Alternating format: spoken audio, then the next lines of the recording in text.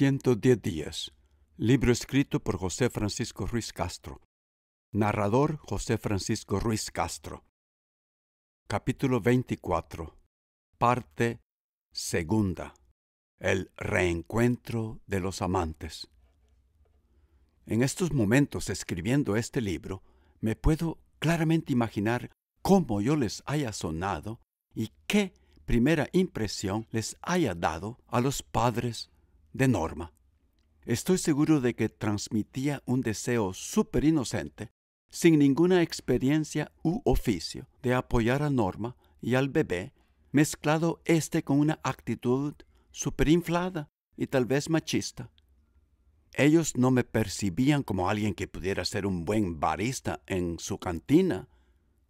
Pero en ese momento, yo todo lo veía fácil. Después de todo, ya me había asegurado un trabajo en la iglesia de Temple City el primer día después de llegar a este país. Eso demostraba que era un joven trabajador, con un gran futuro, con mejores trabajos por venir una vez que aprendiera inglés. Eso les daba de entender. Les dije que mi objetivo era, de alguna manera, aquí en California, continuar los estudios universitarios que habían sido interrumpidos por los disturbios civiles en El Salvador. Mi futuro era brillante, les dije. La hija de Berta no podría haber estado en mejores manos, repetí. Yo era una persona altamente preparada y el éxito era mi único destino en este país, les explicaba. No importa qué trabajo manual pueda hacer para mientras. Este es mi hijo que va a nacer. Yo me siento comprometido. Quiero llevarme a Norma a vivir conmigo lo más pronto posible, terminé diciendo. Después de escuchar las perspectivas de mi futura vida superinfladas, el padrastro de Norma me lanzó una larga mirada cínica. No hizo ningún comentario. Tal vez eso de la universidad lo alienó. Probablemente le había sonado como un extraterrestre totalmente fuera de su esfera de comprensión. Un hijueputilla académico que no servía para nada. Debido a la falta de una respuesta definitiva después de mi discurso, concluí que los padres odiaban la idea de vernos juntos. No entendía la razón. Ellos no codiciaban tenerme como una parte de su familia, como los padres de las bellas muchachas de Puebla en México lo deseaban. Tal vez, yo no sé, hubiera sido otra cosa si hubiera prometido venir a vivir a Riverside y trabajar en la cantina del Chicano como mesero o cantinero, no sé. Terminado el discurso, donde les pedía la mano de Norma, lo que sucedió después no fue lo que yo esperaba. Sin decir una palabra, el Chicano desapareció entre unas habitaciones de la casa por un momento y regresó con ropas diferentes. Se había cambiado los blue jeans y puesto unos pantalones de color oscuro, una camisa de muchos colores disparejos y una chaqueta de cuero negro. Me ofreció llevarme de regreso a Temple City. Sospeché que él quería ver a dónde yo vivía y qué clase de familia yo tenía. O tal vez quería impresionar a mi prima Alicita. Sentí algunas esperanzas. Era muy noche cuando todos salimos de la casa para subirnos al auto. Conducía un nuevo Buick Electra de 1972. Berta se sentó a su derecha. Norma y yo nos sentamos en el espacioso y suave asiento de atrás, con miedo de tomarnos de las manos. Durante todo el largo viaje de regreso a Temple City, viajamos en silencio. Ninguna pregunta, ningún comentario. Yo había esperado que nos llevara en el nuevo carro Corvette rojo que al entrar yo había visto estacionado en la entrada lateral de la casa. Una vez en Temple City, Alicita les mostró muy generosamente la habitación donde Norma y yo podíamos vivir cuando naciera el bebé. Berta y el Chicano, indiferentes y sin compromiso, prometieron llamar para hacer los arreglos para la mudanza de Norma. Nunca lo hicieron. Norma nunca más llamó. Yo esperando y esperando. Algunas veces llamaba, pero nadie contestaba. Comprendí entonces que el de casarme no era posible. Asumí la falta de comunicación de parte de Norma como una humillación y entendí además que el Chicano y Berta veían nuestra unión como perjudicial para ellos y para Norma. A sus ojos yo era simplemente un charlatán. Yo pensé, tal vez estaban basados en mi exuberante optimismo. Y lo único que realmente buscaba, yo pensé que ellos pensaban, que era obtener la green card a través del matrimonio con Norma. Eso me enojó un poco. Me imagino que la Berta convenció a Norma que en esos momentos no era una buena idea, que ella estaba más segura donde estaba. Puede ser que Berta haya tenido razón y buscaba lo mejor para su hija y su bebé. Poco a poco, los días fueron pasando. Me di cuenta, recapacitando sobre las conversaciones con Alicita, de que se necesitarían mucho más recursos para mantener a Norma y a su bebé, y yo no estaba ni en lo mínimo equipado para esa tarea. Comprendí que necesitaba más tiempo para establecerme antes de asumir una responsabilidad tan grande. Sabía que ella seguiría las órdenes de la intimidante Berta, quien después de todo había traído a Norma a Los Ángeles para darle un futuro mejor. Berta tenía razón. Norma, embarazada y ya pronto a dar luz, nunca se habría atrevido a rebelarse contra su madre y huir hacia mis brazos, a vivir con gente desconocida. Ese era un futuro muy incierto. La pobre muchacha, ya de 18 años, estaba aterrorizada y probablemente le pareció demasiado arriesgado para ella y el bebé mudarse conmigo.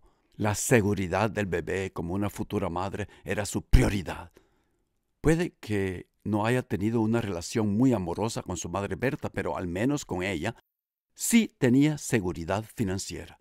Si ella se mudaba conmigo y aceptaba una vida con un estudiante sin un centavo en su bolsillo, estaría renunciando a mucho solo por amor. La realidad de las cosas destruye muchos amores profundos. Muy pocas veces los amores llenos de pasión loca de la adolescencia duran toda la vida. Dentro de toda esa dinámica social y emocional se encontraba mi afán interno de continuar una educación universitaria, fuera lo que fuese, y finalmente encontrar una carrera. Yo no veía otra salida para mi vida. Para mientras, por supuesto, tenía que sobrevivir en este país trabajando como obrero. Todos los inmigrantes saben lo extremadamente difíciles que son los primeros meses y para algunos los primeros años en este país. Yo no era una excepción. Yo haría cualquier trabajo manual, pero solo temporalmente. El proceso de poder encontrar el mejor camino para al principio sobrevivir y después entrar a una universidad o regresar a El Salvador me agotaba toda la energía y atención mental. Sobraba poca para pensar en cómo luchar por Norma. Esto disminuyó mi intenso deseo por ella. Ella me podía esperar, aunque nunca se le había ocurrido que yo vendría detrás de ella tan pronto después de su partida de El Salvador. Esa había sido la sorpresa más grande de su vida y de su madre. La Berta ya le había empezado a buscar pretendientes y ya había encontrado uno disponible. Mi original compromiso personal con Norma comenzó a disiparse gradualmente.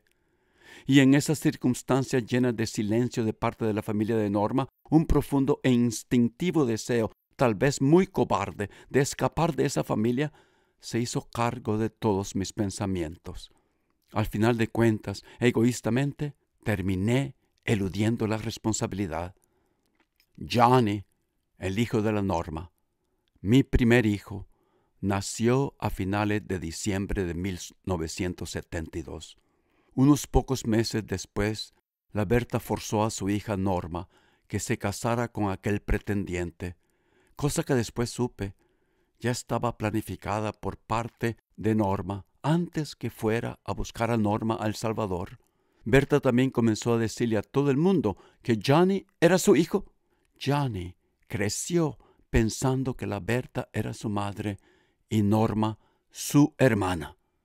Me pregunto cuánto de común es esta situación familiar en El Salvador o en Latinoamérica, donde algunas abuelas, medio jóvenes, le hacen entender a todo el mundo que un hijo fuera del matrimonio de sus muy jovencitas hijas es su propio hijo y no su nieto.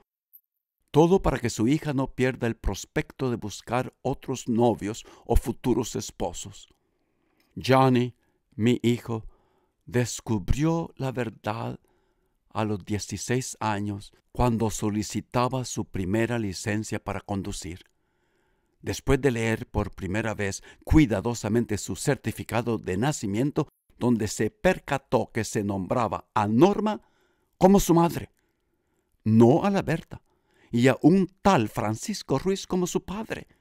La Norma había insistido en el hospital que se escribiera mi nombre. ¿Quién era ese tipo? ¿Quién era ese Francisco Ruiz? El esposo de la Berta tampoco era su padre, como él había pensado desde que nació. Johnny, lleno de desesperación y confusión de identidad inusitada, comenzó una búsqueda frenética por su padre biológico. Mas ningún miembro de su familia le ofrecía información. Les preguntaba, les gritaba, se enojaba, rompía cosas. No tengo ninguna idea cómo la pobre Norma lidió con la ira, la confrontación, las incesantes preguntas de un adolescente, su primer hijo. Después de un año de búsqueda, después de tanta indagación, no sé cómo, pero de alguna manera descubrió que su padre, Francisco Ruiz, vivía en Boston. Un día contesté el teléfono. «Aló, me llamo Johnny. Soy el hijo de tu primera novia Norma». Una voz joven me dijo. Hablamos por teléfono por muchísimo tiempo. Me hizo muchísimas preguntas, yo ni sé cómo las contesté. Y me contó toda su tierna vida, cómo se sentía en los momentos que supo que su padre no era el padre, que su madre no era la madre. Inmediatamente le compré un boleto de avión para que viniera a Boston a conocerme. Carolina, mi esposa, lo invitó a vivir con nosotros para continuar su educación secundaria en la English High School, el colegio de Boston donde yo era director. Me lo llevé al trabajo todos los días por un tiempo. Carolina lo trató como otro hijo de ella. Le dije a Johnny que si decidía quedarse conmigo, yo le construiría un apartamento en el sótano de mi casa. La Berta, supe, lo había mandado a la escuela solo hasta el 6º grado. Los profesores en mi colegio me confesaron que Johnny medio podía escribir y que apenas podía leer. Johnny me confesó que odiaba la escuela y que la había abandonado hacía varios años y que quería regresar a Riverside para pensar sobre la propuesta de que viviera conmigo. Nunca regresó, ya sintiéndose en paz por haberme conocido. No lo puedo creer que mi papá es un director de un colegio donde muchas veces hay que disciplinar a los estudiantes, me repetía. Todos los profesores de mi escuela en Riverside me suspendían. Nunca me he llevado bien con los directores de escuelas, me decía.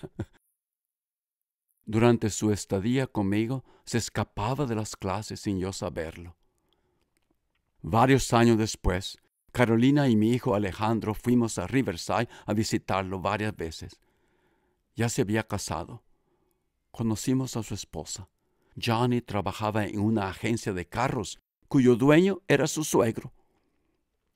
La última vez que lo vi fue para la vela de mi madre en Los Ángeles en el 2002.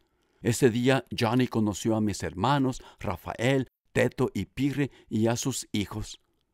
Tristemente, nuestra relación nunca maduraría a una relación de padre a un hijo. Más bien, finalmente, ahora en estos días, Yolanda me cuenta que Johnny se lleva muy bien con el esposo de Norma y que lo ha aceptado como su verdadero padre en su vida. No te comuniques con él, me advierte Yolanda. Vas a molestar su relación con el esposo de Norma. Aunque a través del tiempo, la Yolanda, todavía una amiga íntima de Norma, se ha visto obligada a mantenerme informado acerca de los sube y bajas de la vida de Johnny, su esposa, sus hijos, o sea, mis nietos, y su madre, Norma.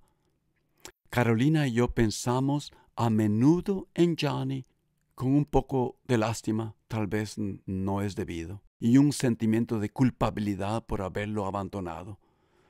No es fácil aceptar las consecuencias de nuestras decisiones que en algún tiempo parecían ser las más apropiadas y que después, resulta, hayan causado mucho dolor en algunas personas.